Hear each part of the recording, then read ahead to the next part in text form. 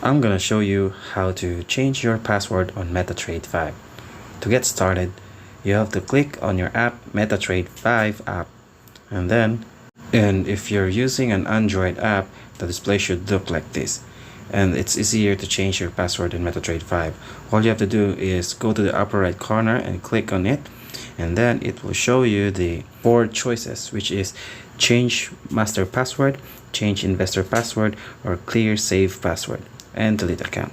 So we have to click the change master password, and right here we just have to input the current master password to change the new master password.